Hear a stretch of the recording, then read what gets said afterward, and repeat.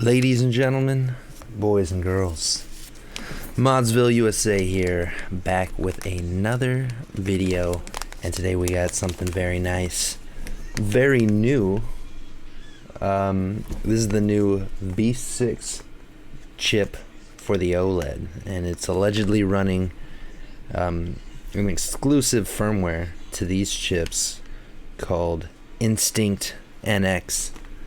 So think the X3 for the original Xbox, how it had it had its own firmware that was exclusive to that chip. Apparently this is the same thing, and from what I've heard, it will allegedly be open source and able to run on other chips down the line, but for now it's only running on these. I believe there's an upgraded FPGA or something, just better hardware, from what I've been told, and we're going to check it out. I'm going in this blind.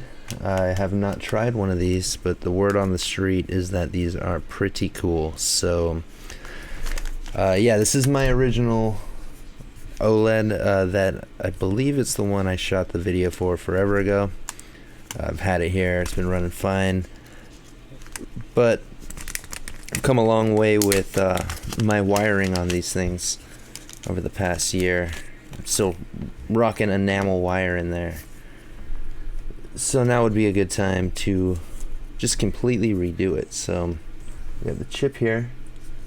So here we have the chip right here. So the GD32, so that's the same chip the other ones use, I believe. Not sure what that is. We've got USB cable, and it seems to be a new one. It says V6 on it, so the pinout might be different. Put this one aside. You probably don't want to plug in one from a different one. This is the V6, and it says V6 on it. Now, I always put these aside. We're just going to run the firmware that's on here, though, so we're not going to be flashing this with anything. But put that aside in case you need it later. Unfortunately, there just really isn't the room to leave those installed in an OLED. You can fold it up around the metal shielding, but you're going to have a bump on the back of your console, which I really don't like that, so I leave those out. Just put it aside in case you need it. So we've got this flex cable here, similar to the unflashable OLED chips from the beginning days, to the way it routes out to the side. Now this is much, the build quality on this feels much nicer, and those ones were really stupid because the cable came from the left side, wrapped over itself, and then around, and it was just really, it was just a really shitty cable. This one, like, that made no sense. This makes way more sense for it to just shoot off this way, not have to fold over itself. And what's neat about this idea is this will theoretically work for any switch, for the CPU cable at least. So any switch can be, you can have a chip, it'll fit a chip on top of the heat, where the heatsink covers like those RAM chips, and it can come over like this. So this cable could be used on a V2 through a V2 Elite and on an OLED. It would just need a different, you'd either need to wire all of these connections up, or a different flex cable to plug into this, and I guess to tap into reset somewhere else. But yeah, that is pretty neat.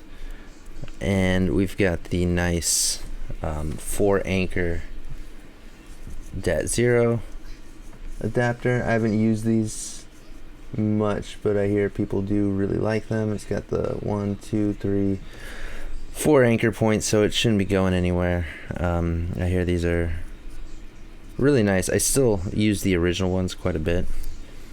And yeah, you really don't want to, I really don't recommend reflowing your eMMC. Obviously, that is how you prevent it ever getting a loose connection down the line.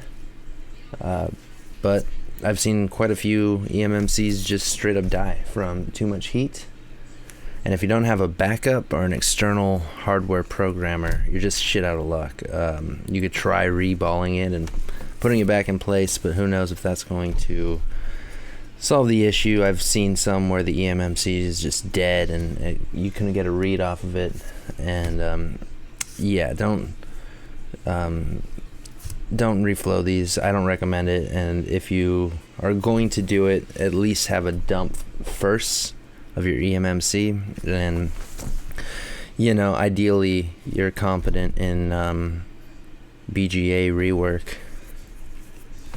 Lastly, we've got the flex cable, and I always wire mine up. I never use these things. But for the sake of the video, we're going to use it. I'm going to undo all my work on the inside, remove the mod chip, remove the CPU cable, all of that. And yeah, then we're going to get into it. So I want to try to make this like coming from new, because obviously I've already done a lot of the prep work, like the cutting of the shielding and all of that, as this is already has all that done. But I should have, let me see, I do.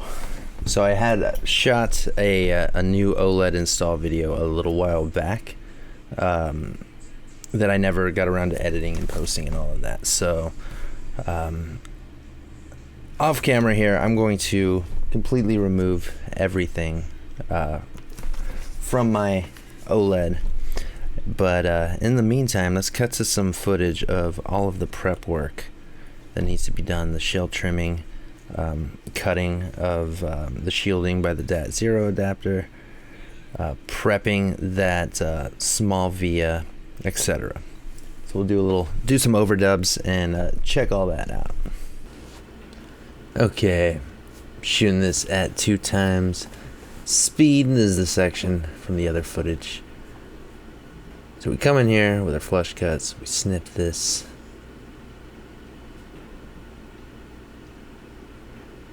And we snip over here. And we'll grab it from the middle, give it a wiggle. And sometimes it pops clean off like that, which is nice. Sometimes you gotta rock it back and forth. So we're cleaning it with some IPA. And we're going to come in here and scrape that very, very tiny via.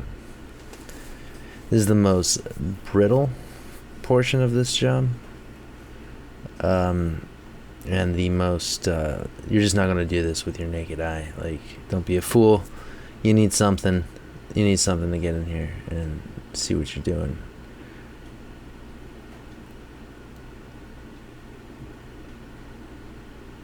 It's very challenging. So I like to use the X-Acto knife. I can feel it. Some people use the grinding pen for this. I like the knife. It's more intimate, you know. You get to feel the life. No. So you scrape that via.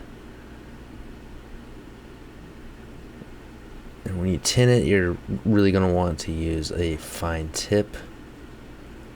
So I always switch to my J-tip for tinning these. So we flux it up. Just come on in here with a fine tip.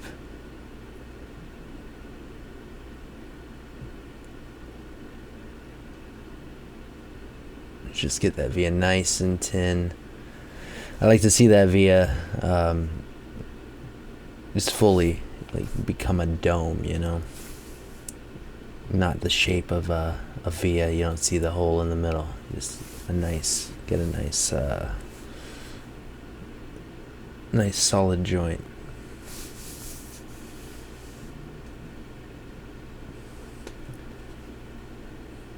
This is the only other shell modification that needs to be done.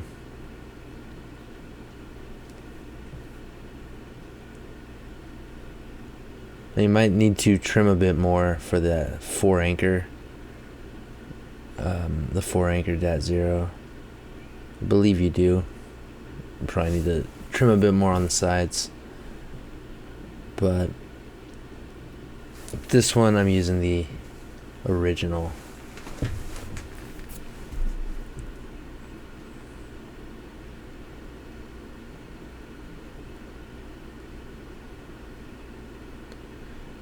You're gonna get some weird little shavings. Clean those up. The slides just under the EMMC here. Boom.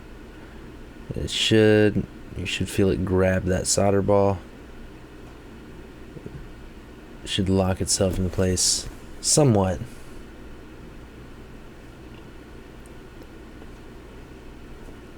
And then I like the UV resin, so you just come in, you tack it down, but first make sure you get a diode reading here. You should get a number. The diode mode, touch the pad. There we go. Alright, ladies and gentlemen, hopefully my whatever little montage I came up with, all the stuff that's already been done on this board, was handy. Should have gone over cutting this guy here and pre-tinning that microscopic via that you can barely see here, as well as the .0 adapter. Now I've spent the past hour or so cleaning the shit out of this board, because this was back when the meta was using that green solder resist as like a mock adhesive, which was just really an awful meta. I'm glad we all got off of that, but yeah, so at this point I already have the .0 in. That's not going anywhere. That is reflowed into there.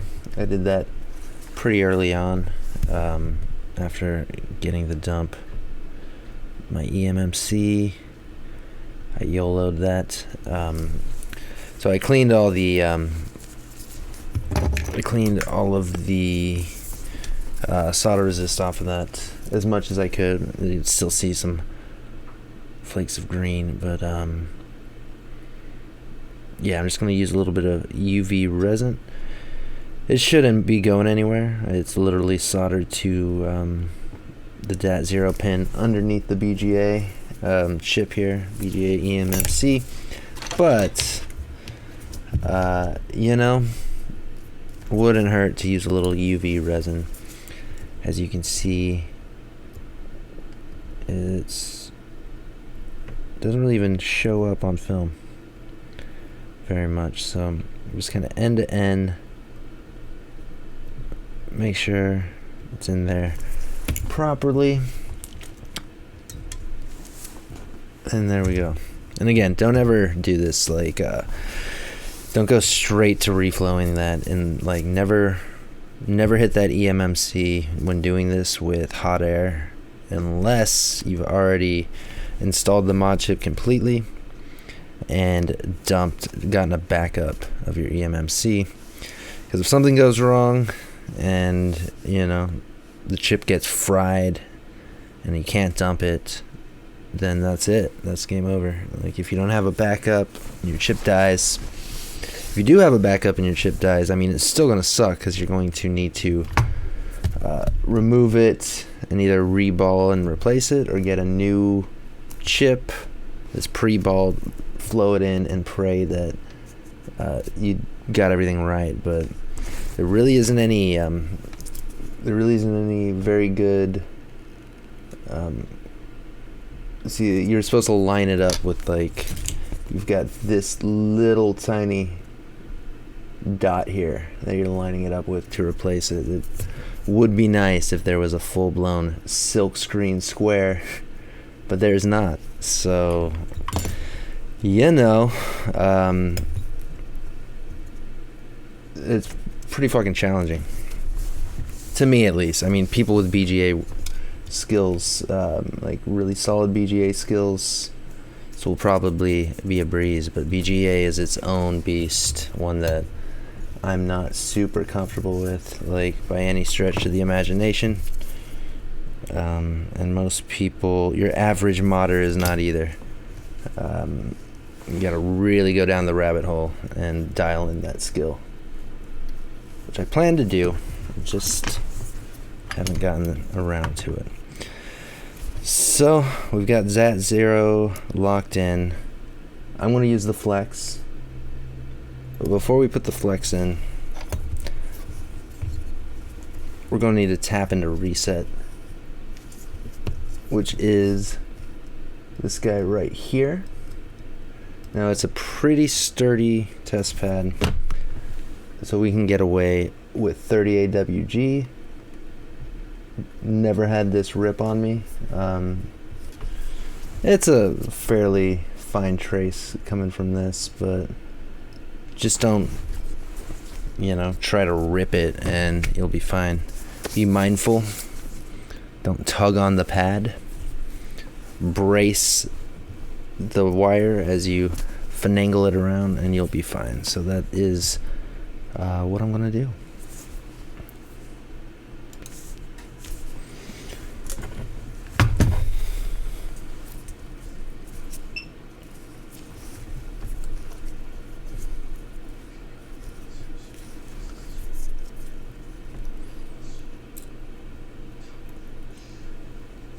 Right, dude. Okay, I like it, dude. So this is a brand new soldering iron. It's got the station. I'll have it linked below, and likely in this video or by default in future ones, we'll see. But yeah, this is quite nice. AliExpress clone station, and it's fucking, so far it's awesome. So if you, hope you saw that there. So I kind of held it with my thumbnail to brace it so I'm not tugging on the pad or any pressure on the pad there. Got it around here, and it's going to live in this area somewhere on the new chip. So we're going to take our tweezers, do a right angle, pull it. The tweezers are bracing the wire there, and then I like to just do another right angle here. And if you're using one of the newer ones with like the 4 anchors, you'll just you know, just use your head there. I think you need to cut it a little bit more for like the 2 up front anchors, with the back one solder here, or you can just resin it or whatever. I've had really good luck with these, so just kind of stick with it. Whatever you do, don't use those corner ones. Those are really, really bad. And yeah, I like these. I do like these. And if you're up for it, you know, you can reflow it, but just make sure you get that dump first, just to be safe. If you do it a bunch of times, eventually you're not gonna fuck up, but eventually you're gonna have an EMMC die on you or something. You know, just play it safe if you're going to reflow these, and have a dump just in case, because if shit goes belly up without a dump, it's just not good. There's not much you can do. So I like to route it like this, and just to make sure it doesn't shimmy around, I like to lock it in right here on this BGA to the board. And that's a bit excessive with the UV resin, a smaller dot. would have done you fine. A little bit of heat and this stuff comes right up, so this isn't like dumping super glue on your board or something a bit more scuffed like that. Just a little bit of heat.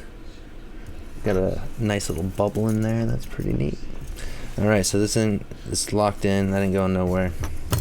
It's more for the routing. So otherwise it'll shimmy around more than we want it to. So it pops out right there. And just right there, that's plenty of room to get the flex cable through to plug into the ZIF connector here. Let's do the flex.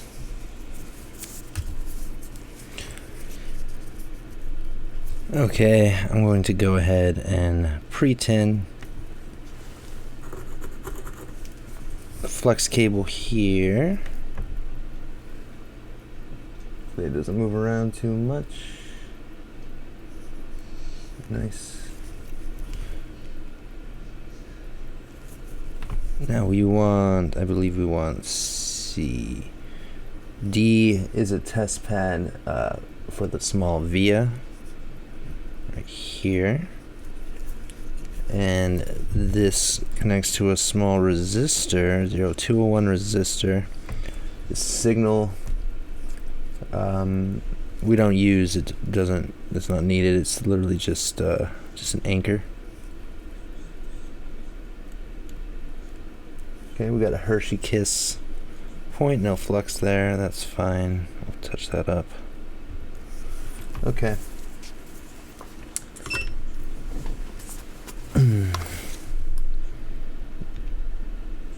And just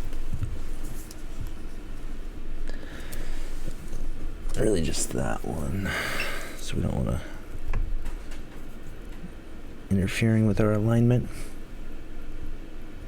Okay, cool. Okay, we'll start with the this resistor here and make sure the alignment's good.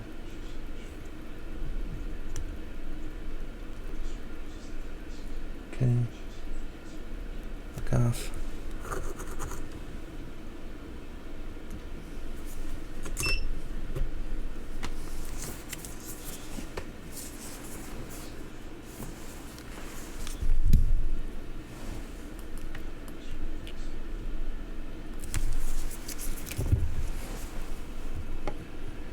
So really this flex is, let's see.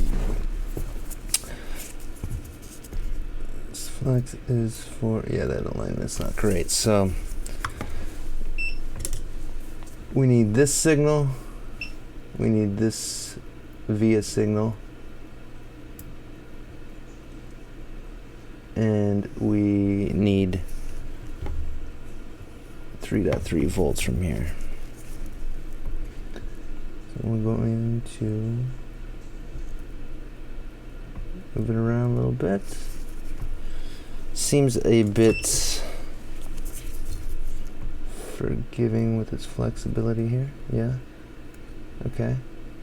Okay.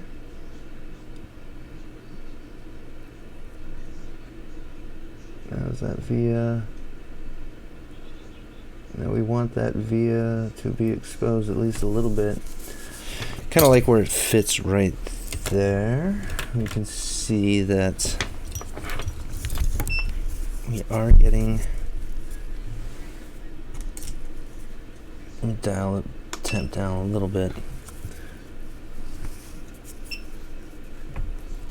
And we'll try to lock it in here. It's a bit of a gap.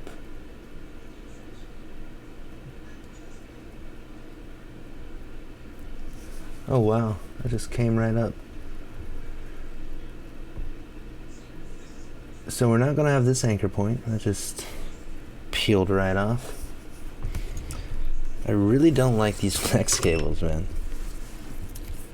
Only reason I'm using this flex, I never use these. I always wire it, but the way the pads are for wires, it's just wiring it's gonna look really shitty, unfortunately. Okay. We got a tighter shot, it seems connected.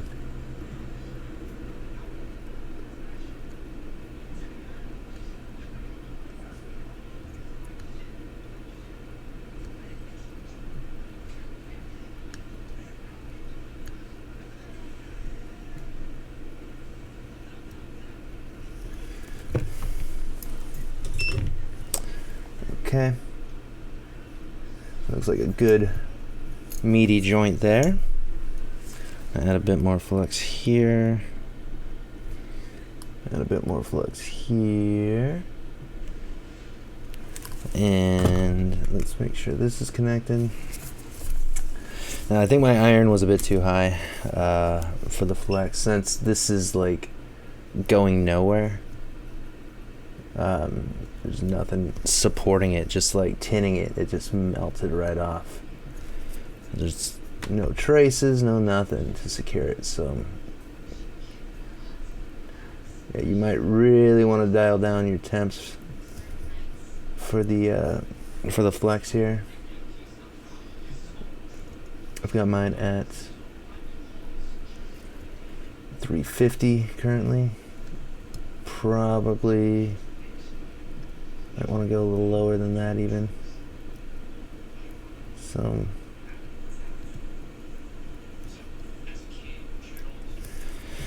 this is a bit of a pain because this was already tinned up, so it's not fitting on here perfectly.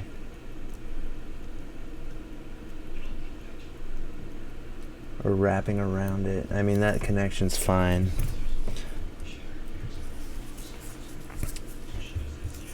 But ideally you want to get it around the capacitors and have it be flush.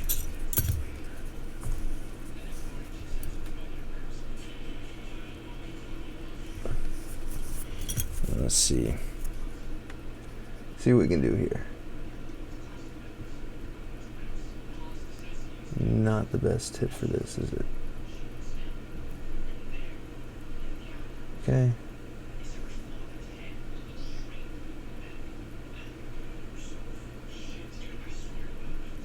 Okay, that's what I'm looking for as far as flushness goes. Now let's make that joint a little less weird.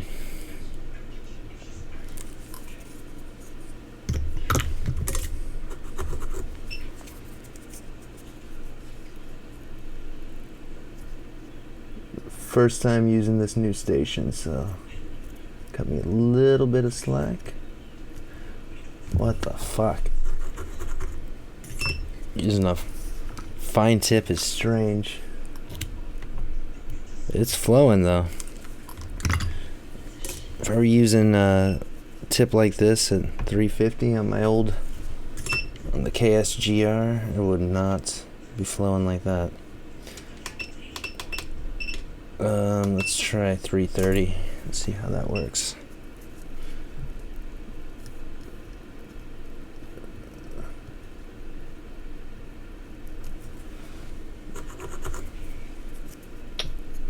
Clean the tip.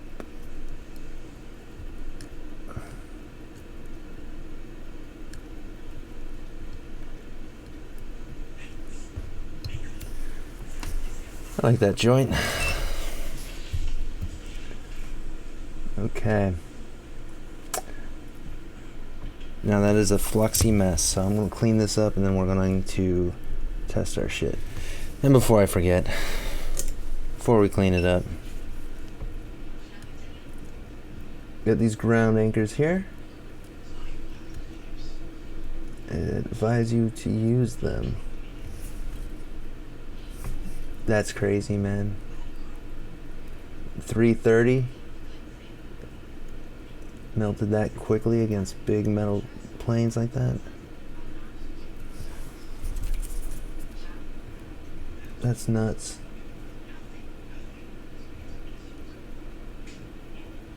The solder's flowing weirder, that's for sure, but actually flowing.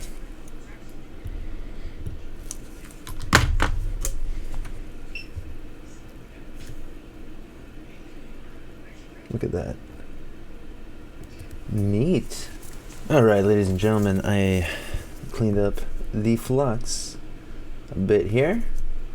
I don't need to do it one more time, but we really just want to do a test here. So, got my meter in diode mode. I'm going to touch one probe to the USB port, and then we're going to touch this connection, and we should get a reading. I'm getting 713 right now. You should get similar readings for each. So we got 713. Come over here. We got 788 for this guy. And we got 1032. Bet you this will be a similar one at this point. Yep.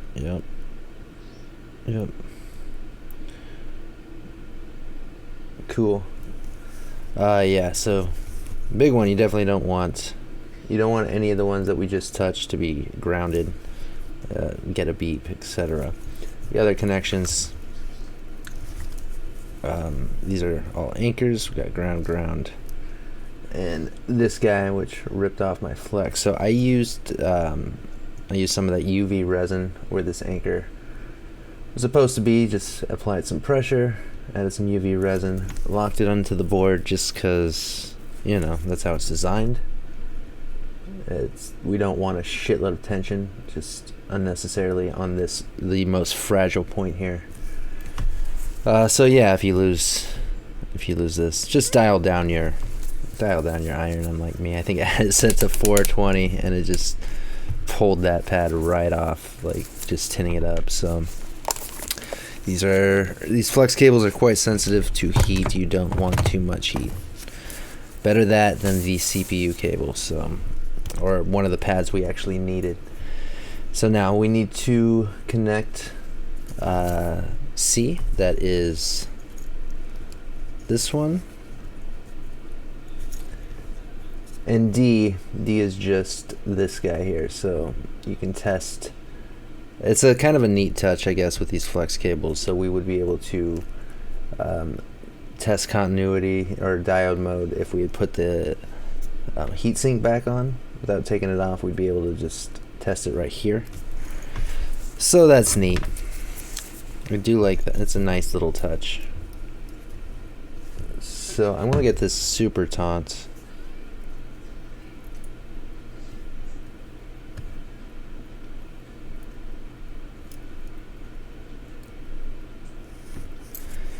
Beautiful.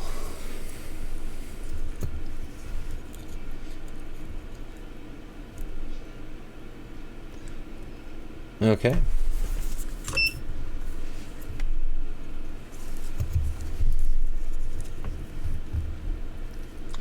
Now let's move on to the CPU. Okay, so we've got the CPU cable here. Now, I recommend taking the time before putting it in place to just get these tinned up. 330 on the iron should be plenty.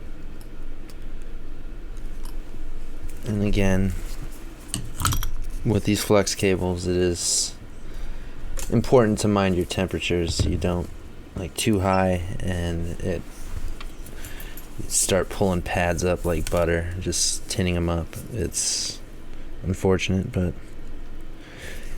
you saw that happen earlier.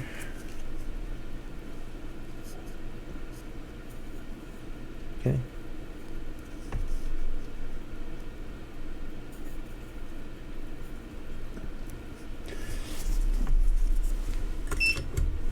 Okay. Let's solder this in place. Okay.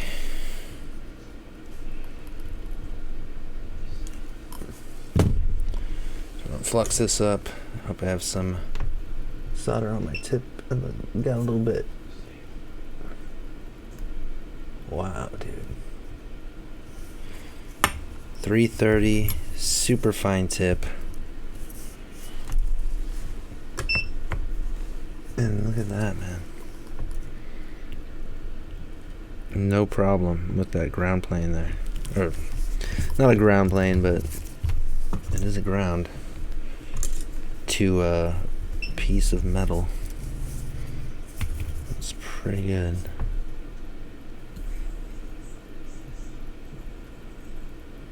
Wow. Yep, look at the flow. It's a heck of an iron. Okay.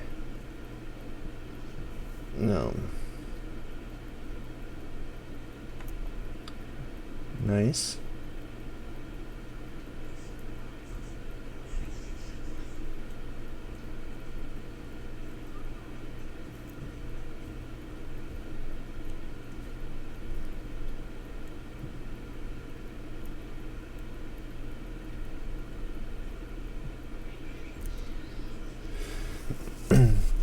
Okay, so just so you know, well, one, if we test this in diode mode, these will have continuity despite being capacitors, and the long ones are your signal. These are the signal here, and the small ones are ground. Now it will beep on your meter for both. That is normal.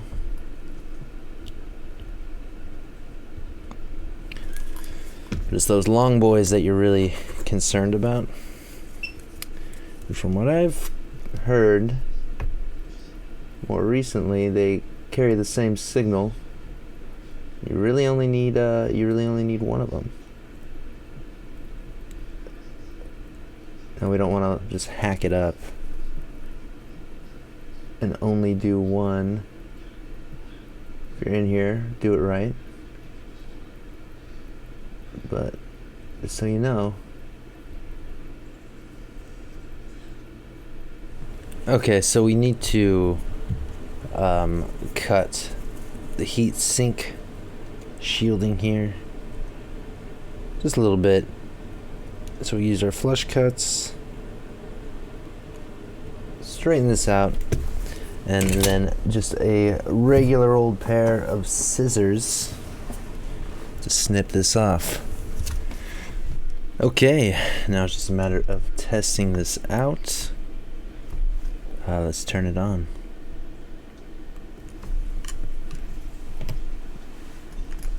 Okay, it looks like it's training as usual. So we got the pulsing yellow, green flash.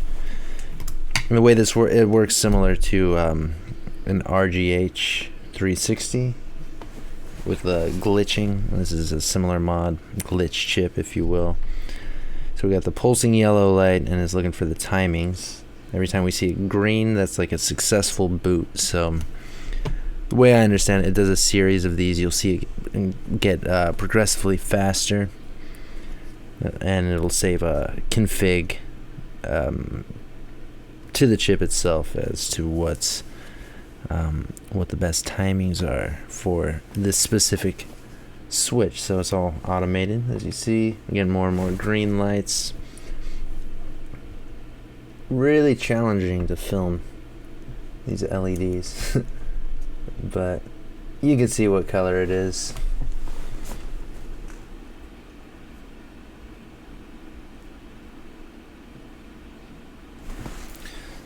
Purple to green. So purple is when it's actually trying to boot. Green means it's booted. Would you look at that? Instinct NX. Got a battery. Got a little battery indicator there now. Oh my god. Okay, sick. So I am going to screw this back together. Put it all back together, and I'm gonna ask around what's unique about this, and we'll check it out. But before we do, though, let me just talk about this chip. As far as build quality, way nicer than previous revisions. I actually do like these flex cables now. I've held off until literally now. This is my first time installing one of these, and the quality on it seems nice.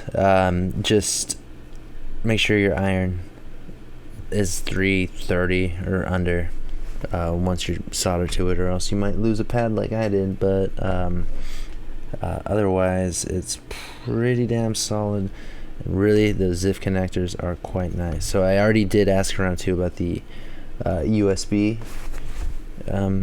What's up with these? And so V6, it says it's V6. So it actually is the same.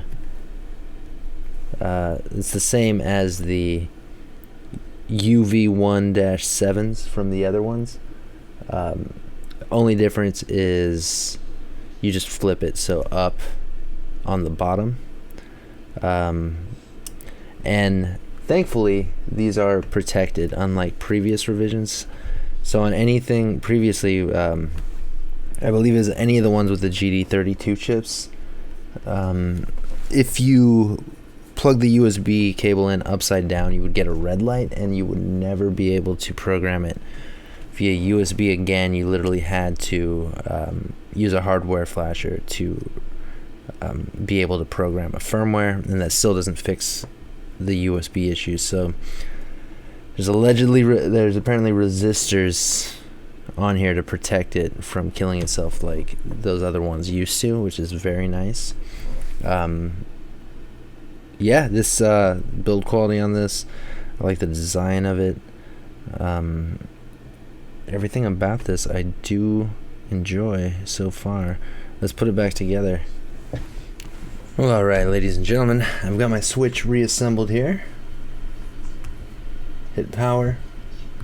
Would you look at that? Booting right up. Let's try it again. Booting right up. So as far as like more bells and whistles on this thing currently, not much. We got a nice little battery indicator. We got a slick new logo here. Now here it boots to official firmware significantly faster. Yep, checks out.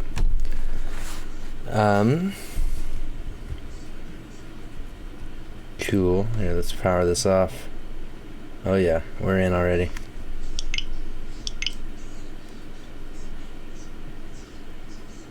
Let's turn it back on. Yeah, boot speeds are phenomenal with this thing. Look at that.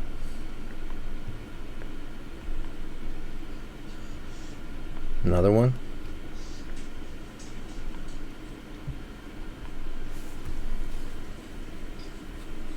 That's really nice. So yeah, this is essentially the Lamborghini of the OLED mod chips. The build quality is great. The ZIF connectors are really sturdy. Everything about it's nice. Now, if you've got like a working OLED with a mod chip, should you upgrade?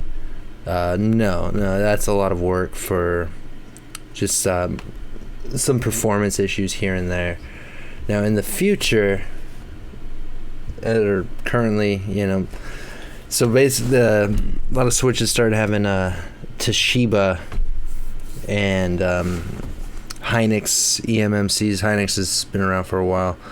The Pi firmware or the Pico firmware has issues with Toshiba eMMCs. So if you don't already know which yours has, if you haven't torn it apart, you might get the if you get one of the new upcoming Pico ones, there might be issues. This firmware's already got it sorted out, and yeah, so I mean that's definitely a thing. But if you're already set up, your switch is modded, it's working fine. I don't think you're gonna get much out of upgrading. But yeah, if you're in the market for a mod chip that you want to get and that just works, get the V6. This thing's sweet. But yeah, so this is the more premium one, and thanks to things like the Pico, the price of all other chips are coming way down.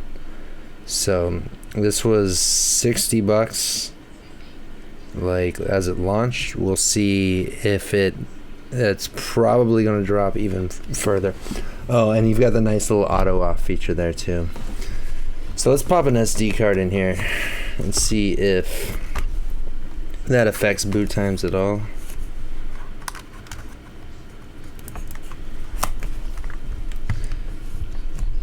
And yeah, we'll see too. I mean, it would make sense. It wouldn't really make sense in a V1 or V2 because those are super easy. Since your eMMC just plugs into the kit, and then you only need to solder the CPU flex cable. It wouldn't make sense for them to make adapters to this because that's just going to be more work. Maybe they will. Whether people are going to want to, well, let's boot it up. Whether people are going to want to do that or not, we'll see, because it is quite a bit more work.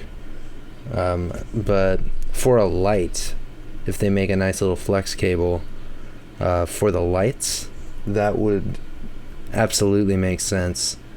Because yeah, I mean, since it goes around the side, it doesn't have to account for any other bullshit. So that is some nice thinking in advance on whoever designed this thing. I like that quite a bit. So yeah, if they make a flex cable for a light, for light switches, I think that, I mean, this is going to be the primo choice to pick, is this chip. Doesn't make sense.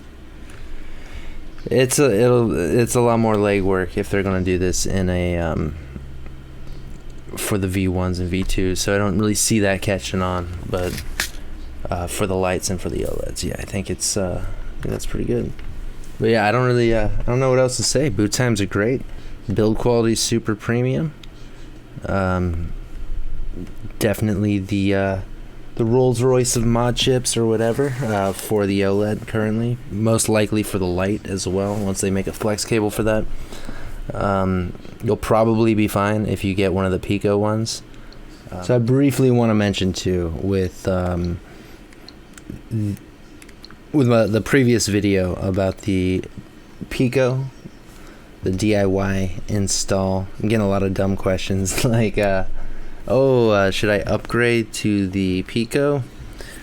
No, it's not an upgrade. That's you've missed the point. The Pico is a dirt cheap, like off the shelf device. Then anyone can get that and grab a couple of components, flash a file to it, and mod their Nintendo Switch. That's what's rad about that. And what that also means is there's currently a rat race in the AliExpress market to adapt that to custom PCBs. So you won't have to do all of the work that you saw me do. That really brings down the price in what these things are going to go for.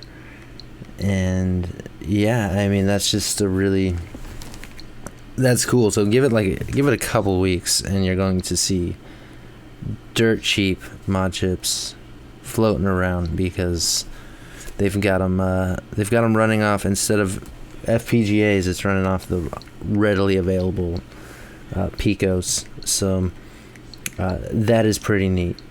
So if you're looking to save a few bucks, you might have a Toshiba eMMC, and I guess those have issues with the Pico stuff.